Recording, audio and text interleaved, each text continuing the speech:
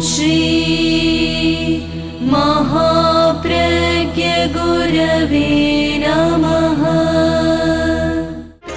जिसके सांसों में रहता है शाश्वत शांति का स्पंदन, उस महाप्रज्ञ को वंदन, उस महाप्रज्ञ को वंदन। सत्य अहिंसा अनेकांत को अर्पित जिसका तन मन, उस महाप्रज्ञ को वंदन, उस महाप्रज्ञ को वंदन।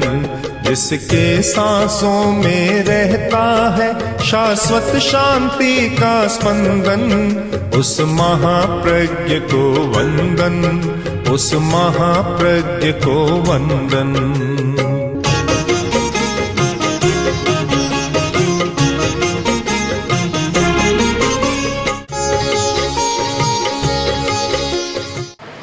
मनुष्य के व्यवहार को दो आयामों में देख सकते हैं।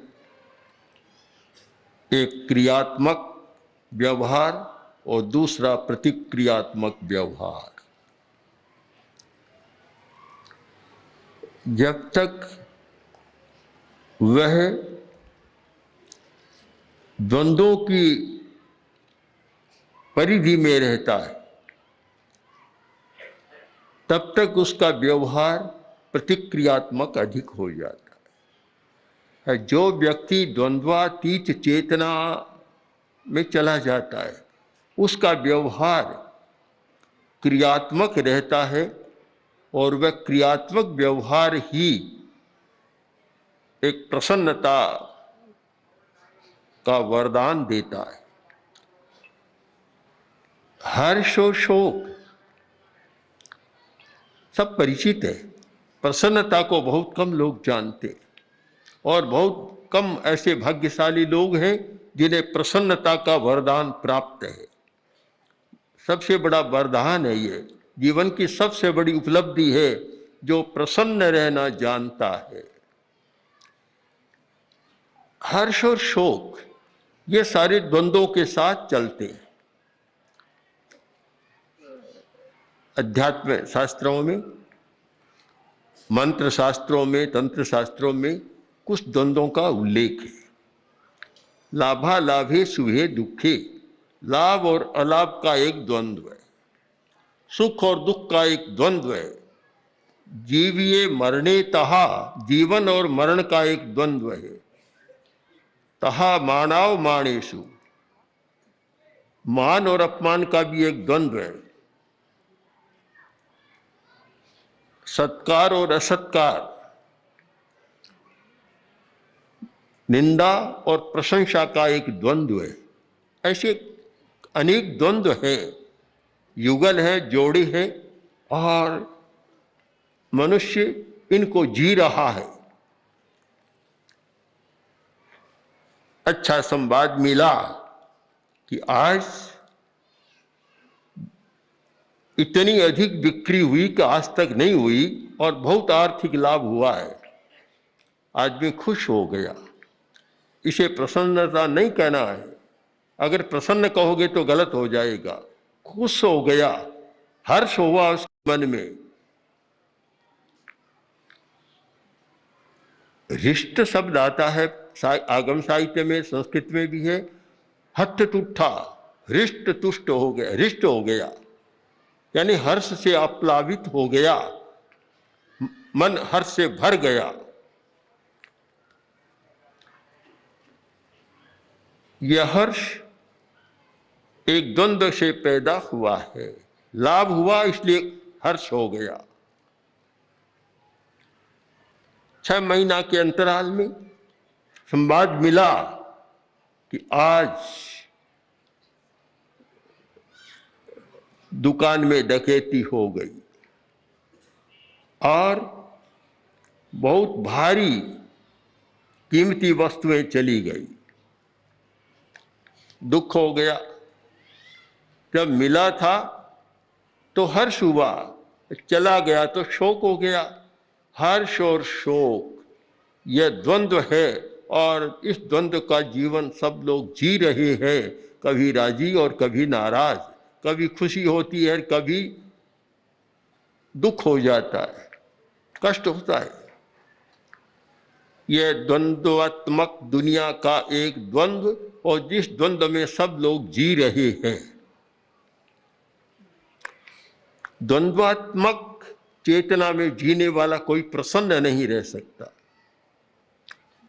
प्रसन्नता हमारी चेतना की एक विशिष्ट अवस्था है, और वह अवस्था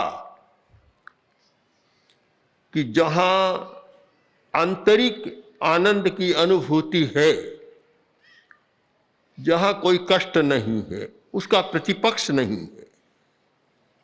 हर्ष का प्रतिपक्ष है शोक, और प्रसन्नता का कोई प्रतिपक्ष नहीं है।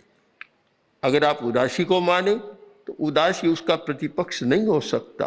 उदासी भी द्वंद्वात्मक स्थितियों से होने वाली है, वह भी खुशी नाखुशी से जुड़ी हुई बात है। प्रसन्नता यह निर्मलता है, चेतना की पवित्रता है। आकाश में बादल छा गए, घटाएं उमड़ गई,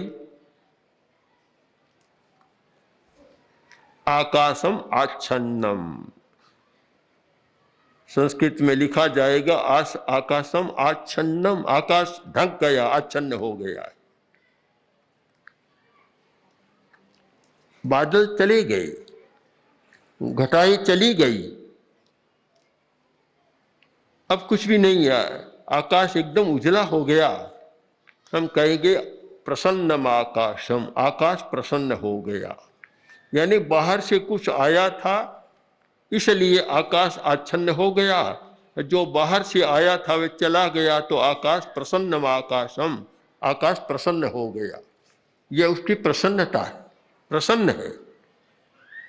वह प्रसन्नता, चेतना की अपवित्रता चली जाती है, तब आदमी प्रसन्न होता है। सुख दुख में लाभालाभ का द्वंद्व है, वैसे ही सुख दुख का एक जोड़ा है। जीवन मरण का भी जोड़ा है। बहुत लोग मौत से बहुत डरते, जानते हैं सच्चाई को कि मौत होती है, फिर भी डरते बहुत है। कुछ लोग तो शायद डर डर में मौत बाद में आने वाली हो तो पहले आमंत्रित कर लेते, बुला लेते हैं कि भाई जल्दी आ जाओ। डर होता है। कभी कभी परिस्थिति में आदमी मौत को भी बुलाता है। एक लकड़हारा जंगल में लकड़ियां काटने जाता था। एक दिन ईंधन का वह गट्ठर लेकर, भारी भरकम गट्ठर लेकर आ रहा था। परेशान हो गया, बहुत परेशान। तो गट्ठर को उतार कर एक पास में चौकी थी उस पर रखा, और खड़ा खड़ा कह रहा था कि हे राम या हे यमराज, तुम भूल गए। काफी यमराज की प्रार्थना करने लगा, तो संयोग की बात है कि यमदूत आ गया हुआ, यमराज भी आ गया और बोले, बोलो क्यों बुला रहे थे। अब जैसे ही देखा यमराज है तो कांप उठा, डर गया, मौत का डर लगने लगा। उसने कहा बोलो, कड़क कर बोला कि बोलो क्यों बुलाया मुझे। कि हुजूर यह गट्ठर बहुत भारी है, रख दिया और मुझसे उठता नहीं है, इसलिए उठाने के लिए आपको बुलाया था। आदमी डरता है, कोई भी संबंध है, प्रिय वस्तु है, उसे छोड़ने से वह डरता है। तो यह सुख और दुख का द्वंद्व भी भय या हर्ष पैदा कर रहा है। जीवन मरण का भी ऐसे ही है। निंदा और प्रशंसा, आदमी निंदा से बहुत डरता है, और निंदा से जितनी प्रतिक्रियात्मक प्रवृत्तियां होती है शायद असंख्य। तूने ऐसा क्यों किया कि उस व्यक्ति ने मेरी निंदा की थी, वह निंदा कर रहा था, तब मुझे ये एक्शन, ये कदम उठाना पड़ा, काम करना पड़ा। निंदा से बहुत घबराता है, जबकि हम सच्चाई को जानते हैं कि दूसरे के कहने से कोई आदमी अच्छा नहीं होता और दूसरे के कहने से कोई आदमी बुरा नहीं होता। हर आदमी अच्छा बुरा अपने कार्य से, अपने व्यवहार से होता है। इस सच्चाई को जानते हैं, फिर भी कोई थोड़ी सी निंदा कर देता है, अधीर हो जाता है, प्रसन्नता तो गायब होती है। इन सारी स्थितियों में प्रसन्नता गायब हो जाती है। जहां भी द्वंद्व की प्रतिक्रिया है वह प्रसन्नता नहीं रह सकती, होती भी नहीं है।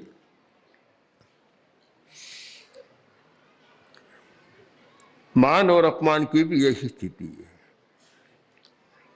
तो फिर हम क्या करें? एक सामान्य आदमी इनके घेरे में जीता है, उसे जीना पड़ता है। इस बिंदु पर आकर ही हमें सोचने को बाध्य होना पड़ता है कि जीवन की एक भूमिका अर्थ और काम की भूमिका है और एक भूमिका धर्म की और अध्यात्म की भूमिका है। जहां काम और अर्थ की भूमिका है वहां आदमी की काम वासनाएं, कामनाएं पूर्ति होती है और अर्थ के द्वारा सारा जीवन का रथ चल रहा है। किंतु जहां काम और अर्थ का संसार है वहां हर्ष, शोक, भय, अभय आदि आदि का होना अनिवार्य है। जब इन द्वंद्वों से एक संत्रस्त आदमी ने खोज करनी शुरू की और खोजा, और वे धर्म या अध्यात्म के आचार्य थे, उन्होंने खोजा कि आदमी प्रसन्न द्वंद्वातीत चेतना की स्थिति में रह सकता है। जब तक द्वंद्व की स्थिति में रहेगा, चाहे गृहस्थ हो, चाहे साधु सन्यासी हो, कोई भी हो जाए, वह प्रसन्न नहीं रह सकता। प्रसन्नता हमारी अखंड होती है, खंडित नहीं होती। जिस व्यक्ति ने प्रसन्नता के रहस्य को समझा वह यह नहीं कहेगा कि कल तो मैं प्रसन्न था और आज मैं प्रसन्न नहीं हूं। उसने प्रसन्नता को समझा नहीं। यह तो कह सकता है कल मैं हर्ष में था और आज हर्ष में नहीं हूं, यह तो कह सकता है। पर प्रसन्नता तो एक शाश्वती स्थिति है चेतना की, कि वह जब प्रकट हो गई हर स्थिति में आदमी प्रसन्न रहता है। जैसे अच्छी सुविधा मिली तो भी प्रसन्न है, और कठिन से कठिन दुविधा की स्थिति बनी तो भी प्रसन्न है। उसकी प्रसन्नता को कोई खंडित नहीं कर सकता।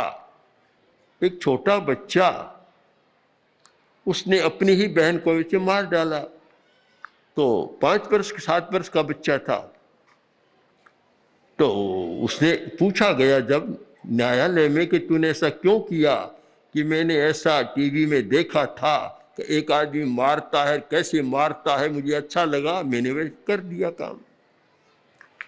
प्रभावित हो जाता है। द्वंद्व की चेतना में जीने वाला बाहरी घटनाओं से बहुत प्रभावित होता है। चाहे अज्ञानी कह दो, चाहे द्वंद्व की चेतना में जीने वाला आदमी, वह बहुत प्रभावित हो जाता है। दृश्य देखता है, नाटक देखता है, अभिनय देखता है और कुछ देखता है, कभी हंसने लग जाता है, कभी रोने लग जाता है, कभी आंखों में आंसू इतने बहने लग जाते हैं। उसका कुछ नहीं बिगड़ा, पर उसकी भाव संवेदना जागृत होती है, वैसा व्यवहार करने लग जाता है। तो ये सारा व्यवहार एक द्वंद्वात्मक चेतना का व्यवहार कहो, चाहे प्रतिक्रियात्मक व्यवहार, हमारी स्वतंत्र क्रिया नहीं है। कर्ता, संस्कृत में कर्ता की परिभाषा दी गई है कि स्वतंत्र कर्ता। कर्ता कौन होता है? जो स्वतंत्र, कर्म कभी स्वतंत्र नहीं होता, कर्ता के अधीन होता है। कर्ता है स्वतंत्र कर्ता, जो स्वतंत्र है। हम एक जैविक दृष्टि से इस पर विचार करें। हमारी स्वतंत्रता, यानी चींटी छोटा सा प्राणी है, उसकी भी स्वतंत्रता है कि वह जब चाहे तो पटरी पर चले, चाहे तो नीचे उतर जाए, क्योंकि प्राणी है, उसमें स्वतंत्रता उसका स्वभाव है। रेल तो ऐसा नहीं कर सकती, चींटी कर सकती है, रेल नहीं कर सकती। रेल के लिए अगर यह नियम हो कि जब चाहे तो पटरी पर चले, जब चाहे तब नीचे चलने लग जाए, तो सारा मामला गड़बड़ा जाता है। स्वतंत्र होता है। स्वतंत्र कौन हो सकता है? कि जो अप्रभावित रहना जानता है। और अप्रभावित कौन रह सकता है? जो द्वंद्वातीत चेतना की भूमिका में जीता है। अभ्यास करना जरूरी है सबके लिए। अगर एक गृहस्थ भी द्वंद्वात्मक चेतना में जीता है, द्वंद्वों की चेतना में जीता है, और एक गृह त्यागी साधु सन्यासी हो गया और वह भी द्वंद्वों की चेतना में जीता है, तो शायद वह साधुता वहां फलित नहीं होती, उसका अर्थ नहीं होता, और उसने शायद साधुता को समझा नहीं है। कभी कभी होता है किसी साधक की मां का देहावसान हो गया और आंखों में आंसू छलक पड़े पुत्र या पुत्री के। हमारे पास आए। मैंने कहा, ये क्यों? जब इस पाठ को पढ़ा तो एगो में सासवो अप्पा नान दंसन संजू शेषा में बाहिरा भावा सब्बे संजोग लक्षणा। या तो इसको पढ़ा नहीं, या इसके मर्म को समझा नहीं, या साधना को समझा नहीं, और वह का वही मोहानुबंध रहा बराबर, तो फिर द्वंद्वात्मक चेतना में जी रहे हैं।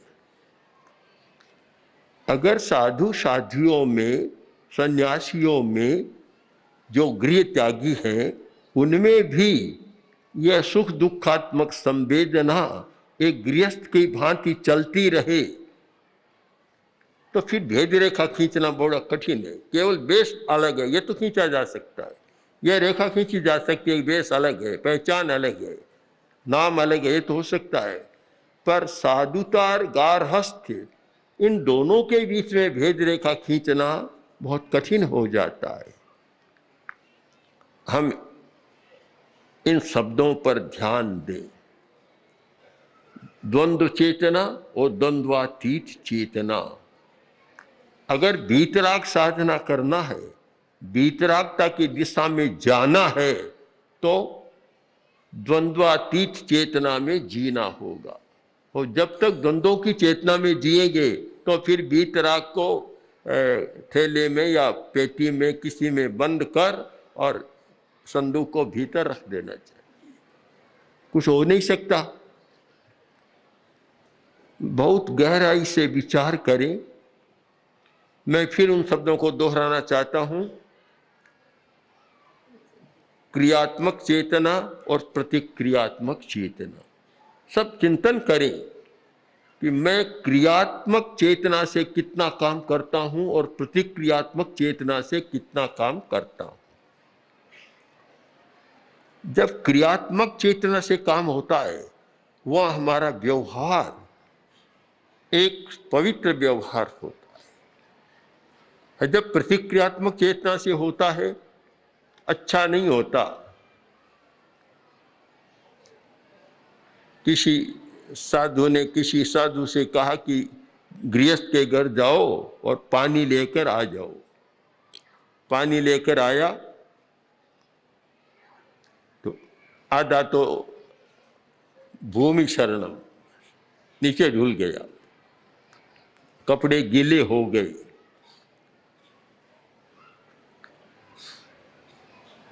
आया, पूछा पानी ले आए? कि ले आया।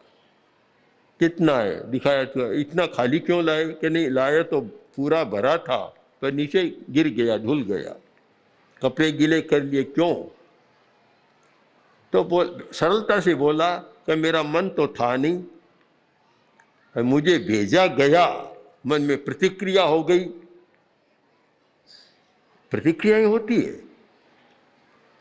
हमारा स्वयं का अनुभव है कि जब हम छोटे थे और मुनि बुद्धमल आदि सब मेरे साथी सब साथ हम लोग थे, और आचार्य तुलसी के भाई मुनि चंपालाल जी स्वामी, उनके साथ हम लोग रहते थे। राजलदेसर चतुर्मास था और हमें राजलदेसर जाना था। साथ में हम लोग हांडी रखते थे पानी के लिए, गर्मी का मौसम तो हांडी रखते, साधु उठाते ऐसे। तो हमारे में से किसी साधु ने कहा कि अब बड़ा क्षेत्र आ रहा है चतुर्मास का, इस हांडी की जरूरत नहीं है। चंपालाल स्वामी ने कहा नहीं, हांडी रखनी होगी। अब कुछ का था नहीं रखें, कुछ का था, तो जो उठाने वाले थे छोटे साधु और जो चाहते नहीं रखें, उनमें एक प्रतिक्रिया हो गई। तो हांडी को लेकर चले, फिर हांडी ठेर तक पहुंचे, बीच में ही समाप्त हो गई। वह शायद नहीं फूटती अगर प्रतिक्रियात्मक भाव नहीं होता था। अब प्रतिक्रियात्मक भाव था तो पूछा कैसे हुई, क्या हम ऐसे ले रहे थे, ऐसे हिला रहे थे, फूट गई, बस बात समाप्त हो गई। पर बात समाप्त नहीं होती है, हांडी नहीं फूटती अगर प्रतिक्रियात्मक, तो बहुत सुरक्षा के साथ। और ऐसा था कि अब रखना तो है नहीं और ऐसे तो ले जानी होगी, क्योंकि निर्देश दे दिया कि ले जानी है, तो ले जानी तो है पर पहुंचानी नहीं। ये सारा प्रतिक्रियात्मक व्यवहार ये क्यों होता है कि जब तक द्वंद्वात्मक स्थिति और द्वंद्व की चेतना में आदमी जीता है, मैंने पहले ही कहा चाहे साधु हो चाहे गृहस्थ हो, हम क्रियात्मक जीवन तभी जी सकते हैं जब द्वंद्वातीत चेतना से ऊपर उठने की साधना करें, अभ्यास करें। कि जहाँ न लाभ और अलाभ कोई फर्क नहीं पड़ता, जहाँ प्रभावित नहीं कर सकते दोनों ही हमें, वह स्थिति एक अध्यात्म की भूमिका और धर्म की भूमिका है, और वह भूमिका ही प्रसन्नता की भूमिका है। उस भूमिका में आदमी प्रसन्न रह सकता है और उसकी प्रसन्नता कभी खंडित नहीं होती। लाभ है तो भी खंडित नहीं, लाभ है तो कोई हर्ष नहीं, अलाभ है तो कोई शोक नहीं, उसे कोई खंडित कर नहीं सकता। ऊपर थूक दिया तो भी प्रसन्नता खंडित नहीं हुई, और वह थूकने वाला या कीचड़ डालने वाला जब पैरों में गिरा तो भी कोई बात नहीं। जब उसने कहा संत तुकाराम से कि मैंने अपराध किया, इतनी बार थूक दिया, तो उत्तर क्या मिला कि तू कितना अच्छा आदमी है, रोज मैं गोदावरी में 1 बार स्नान का लाभ लेता हूँ और आज तूने मुझे 100 बार लाभ दे दिया, इतना अच्छा मित्र तो मुझे कोई मिलने वाला नहीं।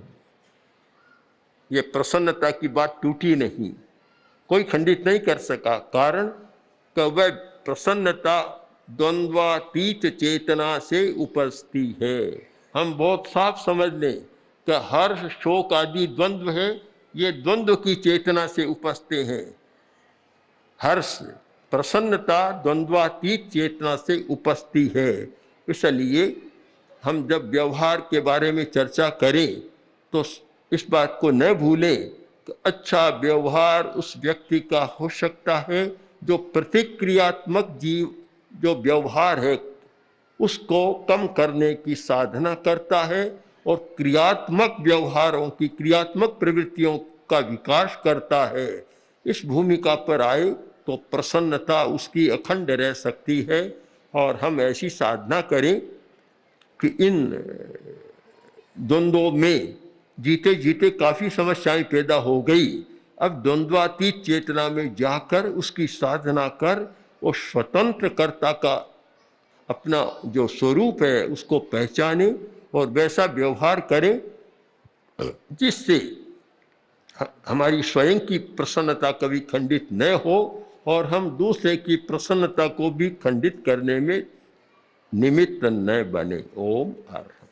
ओम श्री महाप्रज्ञ गुरवे नमः। ओम श्री महाप्रज्ञ गुरवे नमः। ओम महाप्रज्ञ गुरुवे नमः। ॐ श्री महाप्रज्ञ गुरुवे